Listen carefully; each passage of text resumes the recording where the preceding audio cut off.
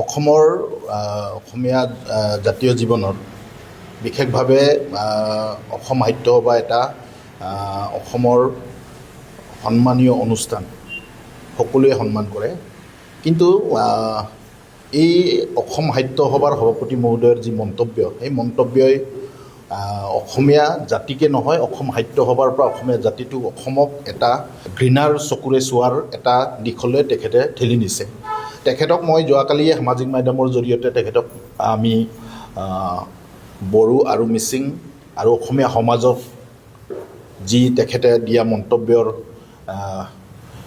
ক্ষমা প্ৰাৰ্থনা বিচাৰিবৰ কাৰণে ইতিমধ্যে আমি সামাজিক মাধ্যমৰ জৰিয়তে তেখেতক আহ্বান জনাইছোঁ।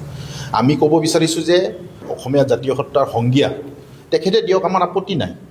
কিন্তু বড়ো বা মিচিং জাতিক এৰি যে অসমীয়া জাতি গঠন প্ৰক্ৰিয়াটো হৈছে বুলি তেখেতে ক'ব বিচৰাটো এটা দুৰ্ভাগ্যজনক আৰু গৰিহণাযোগ্য। সেই যিটো জনগোষ্ঠীৰ নাম উল্লেখ কৰিছে, সেই জনগোষ্ঠীটোক চৰ অঞ্চলত থাকে বুলি কৈছে।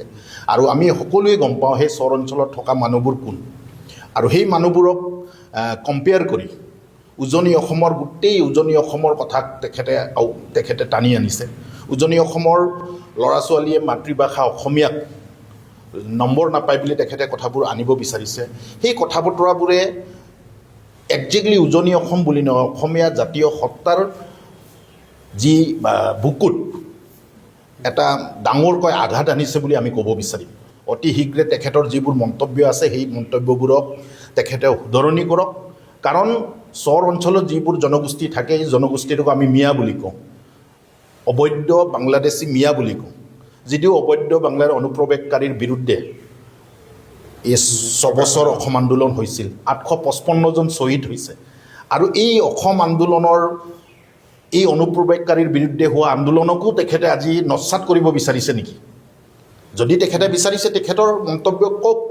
কিন্তু আমি ক'ব বিচাৰিছোঁ, যিসকল জনগোষ্ঠীৰ নাম লৈ মিচিং বা বড়ো বা আমাৰ জনজাতিসকলক অসমীয়া নহয় বুলি ক'ব বিচাৰিছে, সেই যি জনগোষ্ঠী চৰ অঞ্চলত বসবাস কৰা সকলক তেখেতে কি ৰক্ষণাবেক্ষণ দি অসমীয়া জাতি গঠন প্ৰক্ৰিয়াত এটা নতুন অসমীয়া জনগোষ্ঠী এটা সংযোজন কৰিব বিচাৰিছে নেকি? সেইটো কথাটো এতিয়া আমাৰ কাৰণে, নতুন প্ৰজন্মৰ কাৰণে, বিশেষভাৱে নতুন প্ৰজন্মৰ বাবে অসমৰ বাবে এটা আৱেগৰ কথা। এইটো এটা বিপদজনক কথা। কাৰণ 855জন শ্বহীদৰ পাছত আজি অসম চুক্তি হৈছে, আৰু সেই অসম চুক্তিৰ 6 নম্বৰ দফা এতিয়াও ইমপ্লিমেণ্ট হোৱা নাই, কাৰ্যকৰী হোৱা নাই। আৰু তাৰ কাৰণে সকলো আছুকে ধৰি সকলো জাতি জনগোষ্ঠীৰ অৰ্গেনাইজেশ্যনসকলে সেই 6 নম্বৰ দফা আজি কাৰ্যকৰী কৰাৰ কাৰণে লাগি থকা সময়ত অসম সাহিত্য সভাৰ নিচিনা এটা সন্মানপূৰ্বক অনুষ্ঠান এটাৰ মুৰব্বীয়ে যদি এনেধৰণৰ মন্তব্য কৰে, এইটো এটা দুৰ্ভাগ্যজনক আৰু এটা গৰিহণাযোগ্য। আমি TMPKৰ তৰফৰ পৰা এইটো গৰিহণা দিছোঁ, আৰু তেখেতক আমি অতি শীঘ্ৰে মিচিং আৰু বড়ো জনগোষ্ঠী বা জনজাতিসকলৰ ওচৰত ক্ষমা প্ৰাৰ্থনা বিচাৰিবৰ কাৰণে আমি আহ্বান জনাইছোঁ। অসমৰ জাতি গঠন প্ৰক্ৰিয়াটোক বিভিন্ন জাতি জনগোষ্ঠী, মৰাণ মটকৰ পৰা আৰম্ভ কৰি, কোচ কলিতাৰ পৰা আৰম্ভ কৰি পাহাৰ ভৈয়ামত থকা বিভিন্ন জাতি জনগোষ্ঠী বা জনজাতিসকলৰ এটা সংমিশ্ৰণ বা এটা সদল মৰমেৰে আজি অসমীয়া জাতিটো আমি ক'ব নিবিচাৰিম কেতিয়াও যে কোনটো সংজ্ঞাৰে অসমীয়া জাতিৰ সংজ্ঞা দিব বিচাৰে, এখেতসকলেই দিয়ক। জনজাতিসকলক বাদ দি যদি এখেতসকলে অসমীয়া জাতি গঠন প্ৰক্ৰিয়াটোত এখেতসকলৰ চৰ অঞ্চলৰ মানুহক লৈ গঠন কৰিম বুলি তেখেতে ক'ব বিচাৰিছে, আমিতো নকওঁ। আমি স্বাভিমানেৰে কওঁ আমি অসমীয়া। প্ৰথম আমি মিচিং, কিন্তু আমি অসমীয়া মাতৃভাষা পঢ়ি মেলি আমি ডাঙৰ দীঘল হৈছোঁ। আমাৰ ল'ৰা ছোৱালী এতিয়া ইংলিছ মিডিয়ামতো যদি কোনোবাই পঢ়ে, ছাবজেক্ট অসমীয়া মাধ্যমৰ অসমীয়া ভাষাৰ ছাবজেক্ট এটা লোৱাত সকলো আমাৰ মিচিং জনজাতিসকলে বা অন্যান্য জনজাতিসকলে সদায় অগ্ৰাধিকাৰ দি আহিছে আৰু দি থাকিব।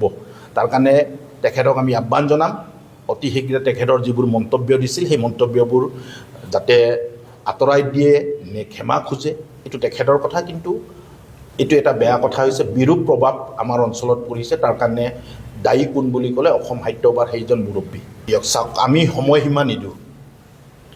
তেখেতসকলে বুদ্ধিজীৱী, তেখেতসকলৰ ওচৰত আমি সময়সীমা বান্ধি মেলি আমি আমাৰ নিজৰ স্থিতিক বা আমাৰ নিজৰ গোটেই ছিষ্টেমখনক আমি ম্লান হ'ব নিদিওঁ।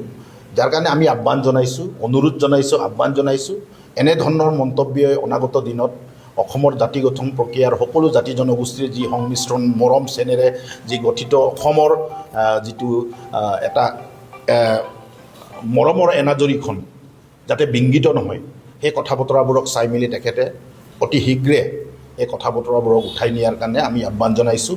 আৰু ইতিমধ্যে মই আছুৰ উপদেষ্টা মুখ্য উপদেষ্টা সমুজ্জ্বল কুমাৰ ভট্টাচাৰ্যৰ আমি বক্তব্য শুনিছোঁ। তেখেতে আহ্বান জনাইছে অতি শীঘ্ৰে আছুৰ মজিয়াৰ পৰা অসম সাহিত্য সভাৰ লগত বহি সেই কথা বতৰাবোৰৰ আলোচনা কৰাৰ কথা আমি অৱগত হৈছোঁ। আমি আছুকো আহ্বান জনাম যে এই কথা বতৰাবোৰক যদি অতি শীঘ্ৰে যদি সমাধান নকৰে, তেতিয়া অনাগত দিনৰ যিখন মৰমৰ শৃংখলা, মৰমৰ যিটো এনাজৰী অসমৰ ভাষা ভাষিক ধৰ্মাৱলম্বী সকলো জাতি জনগোষ্ঠীৰ একতাৰ এনাজৰীটো এদিন এখেতসকলৰ তথাকথিত যিবোৰ বুদ্ধিজীৱীৰ জৰিয়তে যাতে বিংগিত নহয়, তাৰ পদক্ষেপ অতি সোনকালে সকলো ছাত্ৰ সংগঠন বা আছুকে ধৰি সকলো জাতীয় অনুষ্ঠানসমূহক মই আহ্বান জনাইছোঁ অতি শীঘ্ৰে তাৰ মীমাংসা হ'ব লাগে।